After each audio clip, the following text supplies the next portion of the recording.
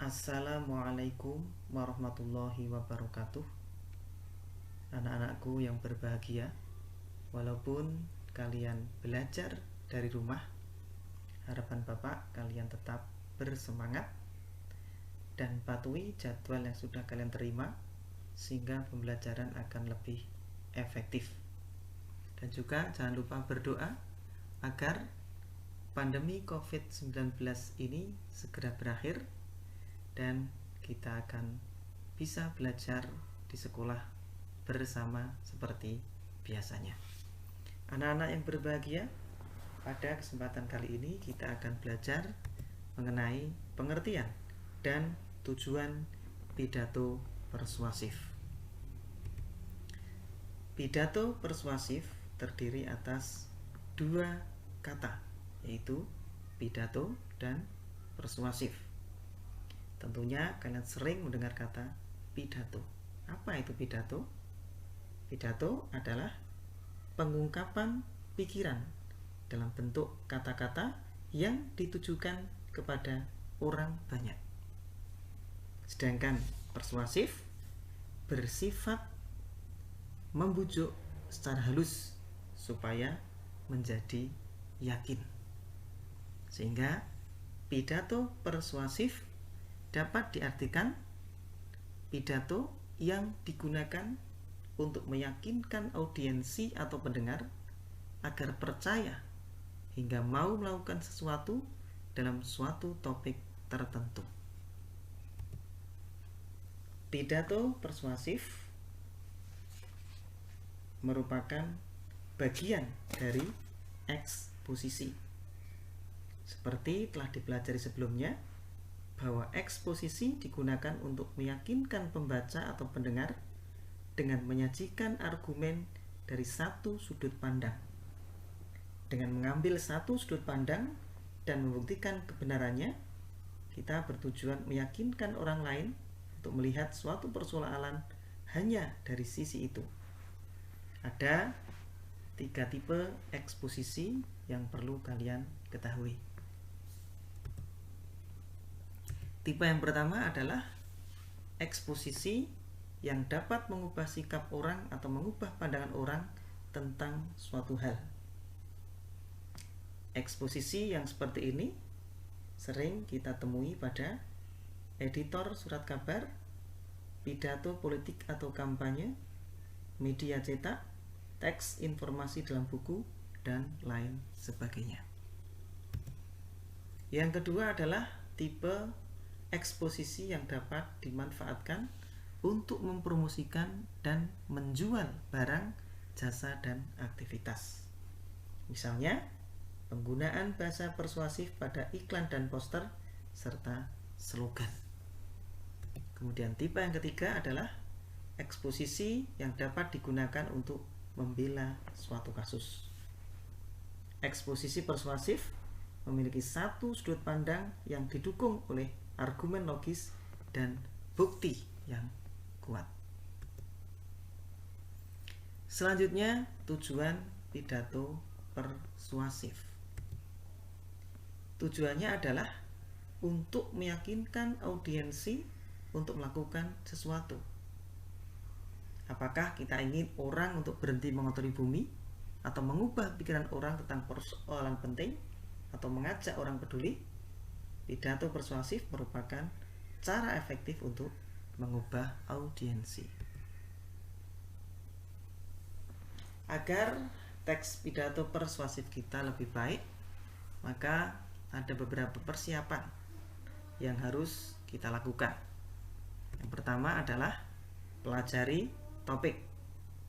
Kita harus mengetahui topik yang akan kita sampaikan dalam pidato. Apabila topik bersifat kontroversial, alangkah baiknya kita mengetahui argumen dari semua sisi terhadap persoalan atau topik. Apapun argumen yang kita buat akan lebih meyakinkan jika kita membahas dua pandangan yang berbeda. Yang kedua, pahami tujuannya. Pahami secara pasti apa yang ingin dicapai dalam pidato. Dengan demikian, akan mudah merajut isi pidato agar sesuai dengan tujuannya. Kemudian yang ketiga adalah pahami audiensi. Memahami audiensi dalam hal pandangannya dan pengetahuan mereka tentang topik yang penting, karena ini juga akan memengaruhi isi pidato. Audiensi yang sedikit mengetahui tentang topik memerlukan latar belakang informasi topik dan bahasa yang lebih sederhana. Sedangkan audiensi yang sudah paham tentang topik akan merasa bosan. Mereka butuh informasi baru atau ide yang lain. Kemudian selanjutnya, cara memersuasi. Ada 3 pendekatan cara memersuasi. Yang pertama adalah dengan pendekatan etika. Cara memersuasi yang berdasarkan pada adab kesopan santunan yang berlaku di masyarakat. Ada hubungannya juga dengan benar salah dan juga moral. Kemudian pendekatan emosi. Cara memersuasi yang berdasarkan pada kesatuan perasaan yang terjadi di antara orator dan pemirsa. Pendekatan seperti ini dapat menggugah perasaan audiensi. Kemudian yang terakhir, dengan pendekatan logika. Merupakan cara memersuasi yang berdasarkan pada nalar dan cara berpikir yang objektif serta masuk akal. Untuk lebih jelasnya, Bapak akan mengutip pidato persuasif. Coba kalian perhatikan. Coba pikirkan, jutaan hewan yang kehilangan rumahnya setiap hari akibat pohon yang ditebang. Jika daur ulang berkelanjutan, kita dapat menyelamatkan banyak hutan yang indah. Kutipan pidato tersebut menggunakan pendekatan emosi. Kemudian perhatikan contoh yang kedua. Kita paham bahwa sumber daya alami kita terbatas. Kita dapat memperpanjang cadangan kita dengan daur ulang. Kutipan pidato tersebut menggunakan pendekatan logika. Dan yang terakhir, daur ulang adalah hal benar yang kita lakukan. Memubazirkan sumber daya kita yang terbatas sama dengan mencuri hak anak cucu kita di masa depan. Ini tidak bermoral. Kutipan pidato persuasi tersebut menggunakan pendekatan etika.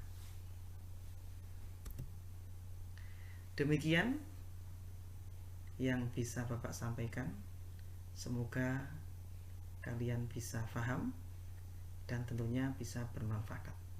Untuk tugasnya, coba kalian kerjakan kegiatan 3 halaman 38, membuat ungkapan meyakinkan berdasarkan etika, emosi, dan logika. Kemudian Bapak akhiri. Terima kasih. Assalamualaikum warahmatullahi wabarakatuh.